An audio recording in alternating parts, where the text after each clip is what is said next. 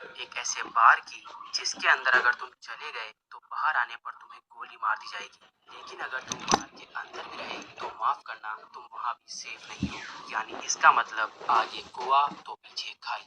कहानी की शुरुआत में हमें एक बार को दिखाया जाता है जिसमें सर्जियो नाम का एक आदमी आता है। जिस समय सर्जियो बार के अंदर आता है, ठीक उसी समय एक आदमी बार से बाहर निकलता है और जैसे ही वो आदमी बाहर जाता है उसे कोई गोली मार देता है और उसकी मौत हो जाती है। ये देखकर आसपास के सभी लोग वहां से भाग जाते हैं। किसी को नहीं पता कि गोली कहां से चली है और सड़कें पूरी तरह से सुनसान हो जाती है। बार के अंदर बहुत सारे लोग होते हैं और उन्हें नहीं पता कि अब इन्हें क्या करना चाहिए। उसी वक्त एक आदमी जिसका नाम सैतुर है, वो पुलिस को कॉल करने की कोशिश करता है, लेकिन उसके फोन में नेटवर्क नहीं होता। अब बार के अंदर से एक आदमी उस मरे हुए आदमी को देखने बाहर जाता है, लेकिन अचानक उसे भी कोई गोली मार देता है, जिससे बार के अंदर खड़े सभी लोग बुरी तरह से डर जाते हैं। सभी इस बात से हैरान होते हैं कि किसी के फोन में नेटवर्क नहीं होता। बार के अंदर एक लड़की होती है जिसका नाम एलिना है। वो कहती है कि हमें टीवी पर न्यूज देखनी चाहिए। जब ये लोग टीवी पर न्यूज देखते हैं तो इस हादसे के बारे में टीवी पर कोई खबर नहीं होती और जैसे ही इन लोगों की नजर बाहर जाती है तो वहाँ से दोनों लाशें गायब हो जाती है और साथ ही उनका खून भी वहाँ से साफ कर दिया जाता है। इन सभी को कुछ समझ नहीं आता कि यहाँ पर क्या हो रहा है। तभी सैतुर कहता है कि मुझे लगता है कोई चाहता है कि हम में से कोई भी यहाँ से बाहर ना निकले। फिर सर्जियो कहता है कि हो सकता है हम में से कोई एक किलर हो, या हो सकता है हम में से कोई आतंकवादी हो जिसके पास कोई भयानक विस्फोटक सामान हो और पुलिस उसे पकड़कर मारना चाहती हो। ये सुनकर एक आदमी जिसका नाम नाचो है, वो अपने पैर से अपने बैग को छुपा देता है, पर सर्जियो उसे ऐसा करते हुए देख लेता है और इसके बारे में सबको बताता है। नाचो के बैग को ले लिया जाता है और जब उसके बैग को खोला जाता है तो उसमें से कपड़े और एक हार्ड डिस्क निकलती है। तभी नाचो कहता है कि इसमें ऐसी कोई भी चीज नहीं है जिससे किसी को भी नुकसान हो। वो कहता है कि मैं एक एड कंपनी में काम करता हूँ और इस हार्ड डिस्क में मेरे काम की फाइल्स है, लेकिन कोई भी उसकी बात पर विश्वास नहीं करता। एलिना उसकी हार्ड डिस्क को नष्ट कर देती है, पर हार्ड डिस्क के अंदर कुछ नहीं होता। नाचो को इस बात से बहुत दुख होता है। तभी नाचो देखता है कि सामने काउंटर पर एक ब्रीफकेस रखा हुआ है। वो सबसे पूछता है कि ये ब्रीफकेस किसका है। तभी सर्जियो दावा करता है कि ये ब्रीफकेस उसका है और इससे पहले कि सर्जियो ब्रीफकेस उठाता, इस बार की ओनर एम्पारो ब्रीफकेस उठा लेती है। सर्जियो एम्पारो को ब्रीफकेस खोलने से मना करता है, लेकिन तभी एक आदमी जिसका नाम इजराइल है, वो उस ब्रीफकेस को खोल देता है और ब्रीफकेस के अंदर औरतों के कुछ कपड़े निकलते हैं। जिससे पहले कि कोई कुछ समझ पाता, उसी वक्त इन्हें बाथरूम से एक अजीब सी आवाज आती है। जब ये लोग वॉशरूम का दरवाजा खोलने की कोशिश करते हैं तो दरवाजा अंदर से लॉक्ड होता है।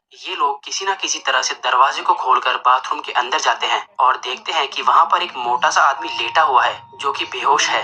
दरअसल इस कहानी की शुरुआत में ये आदमी खांसते खांसते इस वॉशरूम के अंदर आया था और तब से ये यहीं पर बेहोश पड़ा है। इस आदमी के पास एक इंजेक्शन भी पड़ा होता है। एलिना उस इंजेक्शन को उठा लेती है और तभी इन लोगों को बाहर से गाड़ियों की आवाज आती है। जैसे ही ये लोग बार के गेट के पास जाते हैं तो ये देखते हैं कि वहाँ बहुत सारे आर्मी ऑफिसर्स आते हैं जिनके चेहरे पूरी तरह से ढके हुए होते हैं। आर्मी ऑफिसर्स वहाँ पर बहुत सारे टायर्स का ढेर करते हैं और उन टायर्स को जलाकर वहाँ से चले जाते हैं। हालांकि सभी को लग रहा था कि ये हमारी मदद करने आए हैं, लेकिन वो इनकी मदद नहीं करते। उसके ठीक बाद टीवी पर न्यूज दिखाई जाती है कि सिटी के एक बहुत बड़े हिस्से में आग लग गई है और इसीलिए उस जगह को सील कर दिया गया है और उस तरफ अब कोई भी नहीं जा सकता। बाहर में फंसे लोगों को कुछ समझ नहीं आता कि सरकार झूठ क्यों बोल रही है। तभी वो आदमी जो बाथरूम के अंदर बेहोश था, वो अचानक सबके सामने आ जाता है। उसकी पूरी बॉडी बुरी तरह से फूल जाती है, साथ ही उसकी आंखें भी डरावनी और अजीब सी हो जाती है और वो वहीं पर गिरकर मर जाता है। लेकिन मरने से पहले वो डू नॉट टच मी कहता है। ये लोग उस मरे हुए आदमी का फोन उठाते हैं और देखते हैं कि ये आदमी तो एक आर्मी ऑफिसर था। इसके फोन में और भी कुछ फोटोज होती है जिनमें लोगों ने किसी भी वायरस से बचने वाली पीपीई किट पहनी होती है। अब बार के अंदर सभी लोग समझ जाते हैं कि इस पूरे इलाके को क्वारंटीन कर दिया गया है। इसका मतलब ये जो आदमी अभी अभी यहाँ पर मरा है, ये इन्फेक्टेड था और इन्फेक्शन से इसकी जान चली गई है और हो सकता है कि शायद अब यहाँ और भी लोग इन्फेक्टेड होंगे। वहीं नाचो को दिखाया जाता है जो किसी भी तरह से अपने फोन में सिग्नल लाने की कोशिश करता है और जब वो एक टेबल पर चढ़कर अपने फोन को ऊपर करता है तो उसके मोबाइल में नेटवर्क आ जाता है। वो ये बात सबको बताता है। तभी नाचो को कहा जाता है कि तुम जल्दी से किसी भी मीडिया वाले को कॉल करके उसे सब कुछ बता दो। लेकिन तभी सैतुर भी फोन पर बात करने के लिए टेबल पर चढ़ जाता है, जिस वजह से टेबल टूट जाती है। फिर एक आदमी जिसका नाम एंड्रेस है, वो नाचो से फोन मांगता है, लेकिन तभी एम्पारो उसे रोक देती है और कहती है कि इस फोन को मत मत छूना, क्योंकि ये फोन उस इन्फेक्टेड आदमी का था और अगर तुमने इस मोबाइल को छू लिया तो तुम भी इन्फेक्टेड हो जाओगे। सर्जियो और एंड्रेस इस बात से सहमत हो जाते हैं। अब इसका मतलब नाचो और जिस किसी ने भी इस मोबाइल को या उस आदमी को छू लिया है वो सब के सब इन्फेक्टेड है और ऐसा करने वाले इनमें से 5 लोग हैं। एंड्रेस उन्हें अपनी बंदूक से धमकाता है और इनसे कहा जाता है कि उस आदमी की डेड बॉडी को नीचे तहखाने में बने स्टोर रूम में लेकर जाओ। इन सब लोगों को मजबूरन उनकी बात माननी पड़ती है और ये सभी 5 लोग डेड बॉडी को लेकर नीचे तहखाने में चले जाते हैं। अब ऊपर बस 3 लोग बचे हुए हैं। थोड़ी देर बाद एक ट्रेनी नाम की औरत को वहाँ पर सफोकेशन होना शुरू हो जाता है। ट्रेनी सबको तहखाने का दरवाजा खोलने के लिए कहती है, लेकिन कोई उसकी बात नहीं सुनता। जैसे ही ट्रेनी दरवाजा खोलने जाती है तो वहाँ पर रखी हुई कुछ बॉटल्स गिर जाती है। उनका लिक्विड एक साइड बहना शुरू हो जाता है और तभी इनकी नजर वहाँ पर बने एक ड्रेनेज पर पड़ती है। इसका मतलब ये लोग वहाँ से पानी के रास्ते से होते हुए वहाँ से बाहर निकल सकते हैं।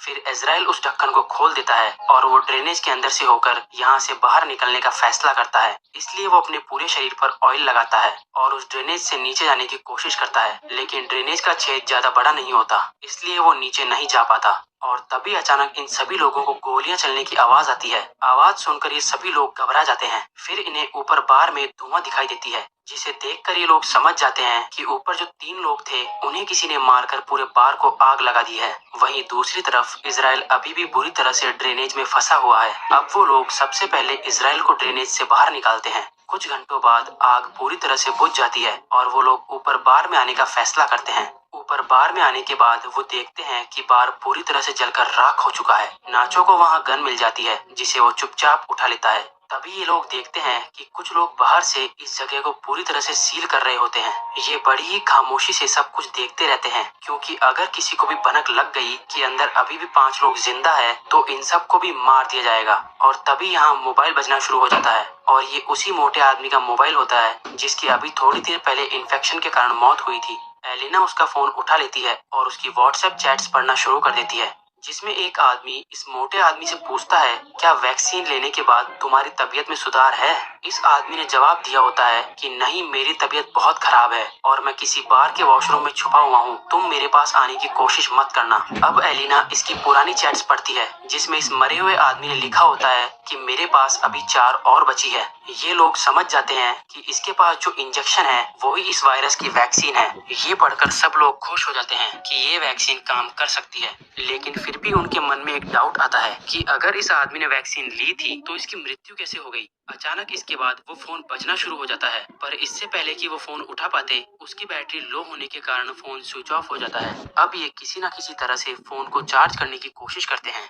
वहीं एलिना कहती है कि इस आदमी ने चैट्स में कहा था कि इसके पास 4 और बची है, तो क्यों ना हम उन 4 वैक्सीन को ढूंढे। फिर ये सब नीचे स्टोर रूम में उसकी लाश के पास जाते हैं, लेकिन इनको वहाँ पर कोई वैक्सीन नहीं मिलती। इसके बाद फिर ये वॉशरूम में जाते हैं, जहाँ पहले से ही इजराइल वैक्सीन के साथ बैठा होता है। इजराइल किसी एक से अपना बलिदान मांगता है, क्योंकि वो सब 5 है और वैक्सीन सिर्फ 4। इसलिए इजराइल सबसे पहले एक इंजेक्शन निकालकर अपने आप को इंजेक्ट कर लेता है। तभी नाचो उस पर अपनी बंदूक तान देता है, लेकिन इजराइल फिर भी वैक्सीन अपने शरीर में इंजेक्ट कर लेता है, जिसके बाद नाचो और इजराइल के बीच हाथापाई शुरू हो जाती है। इजराइल नाचो पर हावी हो जाता है और उसकी गन को छीन लेता है। इसी हाथापाई के दौरान वैक्सीन इजराइल के हाथ से छूटकर नीचे तहखाने में गिर जाती है। ट्रिनी तहखाने में जाकर वैक्सीन को उठा लेती है, लेकिन तभी गलती से उसके हाथ से वैक्सीन छूट जाती है और नीचे नाले में गिर जाती है। अब ये बेचारे सोच रहे होते हैं कि वैक्सीन को नाले में से कैसे निकाला जाए। इन सब में से एलिना सबसे पतली होती है, इसलिए ये लोग उससे पूछते हैं कि क्या तुम अंदर जाकर उन वैक्सीन को ला सकती हो।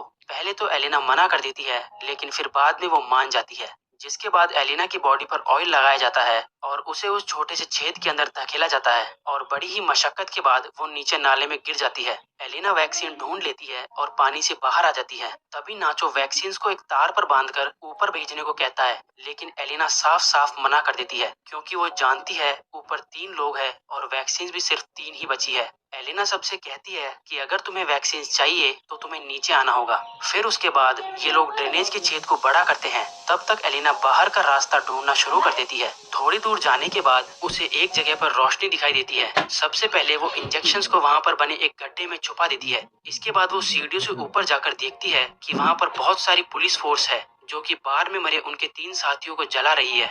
यहाँ से सीन शिफ्ट होता है और हमें दिखाया जाता है कि बाकी के 4 लोग जो ऊपर स्टोर रूम में थे वो भी अब किसी न किसी तरह से नीचे आ जाते हैं। इजराइल और नाचो के बीच एक बार फिर घमासान युद्ध शुरू हो जाता है और इस बार नाचो उससे बंदूक छीनकर उसे वहीं पर गोलियों से भून देता है। अब नाचो के पास गन होती है, इसलिए सब उससे डर रहे होते हैं। तभी नाचो सैतुर को अपने गन पॉइंट पर ले लेता है और एलिना को वैक्सीन देने के लिए कहता है। नाचो कहता है कि हमारे पास 3 वैक्सीन है और इसको मरने के बाद हम तीनों बच सकते हैं। फिर एलिना इन सबको बाहर की ओर ले जाती है जहाँ उसने वैक्सीन छिपा रखी थी।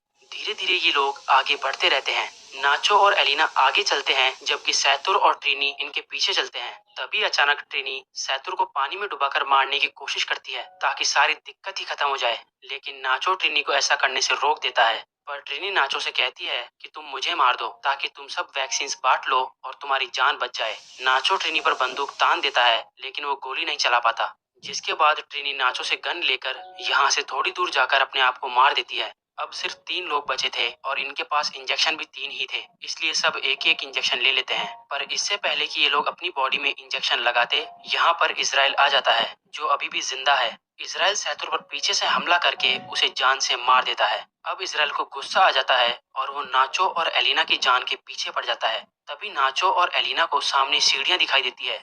वो दोनों सीढ़ियों की ओर आगे बढ़ते हैं, पर तभी एलिना के पास जो इंजेक्शन होता है वो उसके हाथ से छूटकर नीचे गिर जाता है। अब क्योंकि इजराइल भी उनके साथ सीढ़ियों पर चढ़ रहा है, इसलिए वो नीचे नहीं जा सकते। नाचो जल्दी से अपना इंजेक्शन एलिना को दे देता है। फिर इजराइल नाचो के पैर पकड़कर उसे नीचे खींच लेता है, जिससे दोनों की नीचे गिरकर मौत हो जाती है। एलिना के पास अब जो वैक्सीन बचा है वो उसे अपने शरीर में इंजेक्ट कर लेती है और ऊपर ड्रेनेज के ढक्कन को खोलकर बाहर निकल जाती है। बाहर निकलते ही उसे बहुत सारे लोग दिखाई देते हैं और सरकार ने आगे के इलाके को पूरी तरह से सील किया हुआ है। तभी एक औरत उसकी बॉडी पर अपनी जैकेट डाल देती है। एलिना को बिल्कुल भी होश नहीं होता और वो चुपचाप उस भीड़ में शामिल हो जाती है। अंत में इस कहानी में हमें ये पता चलता है कि वो मोटा आदमी जो बाहर के वॉशरूम में खांसता खांसता गया था वो एक आर्मी ऑफिसर था और हो सकता है शायद आर्मी किसी तरह का कोई बायोलॉजिकल वेपन बना रही हो ताकि वो अपने दुश्मन देशों पर इस वेपन से हमला कर सके। लेकिन इस दौरान इनका अपना एक ऑफिसर इन्फेक्टेड हो गया। हालांकि उनके पास इस इन्फेक्शन की वैक्सीन भी थी, लेकिन ये ऑफिसर बीमार था, इसलिए वैक्सीन ने उसके ऊपर काम नहीं किया। और जब आर्मी को पता चलता है कि उनका वो ऑफिसर बार के अंदर है तो उन्होंने पूरे एरिया को सील कर दिया ताकि वहां से कोई भी बाहर ना निकल पाए और उस वायरस को इसी जगह पर खत्म कर दिया जाए, चाहे इसके लिए उन्हें कुछ बेगुनाह लोगों को मारना ही क्यों ना पड़े। थोड़े बहुत लोगों के चक्कर में वो पूरे देश को खत्म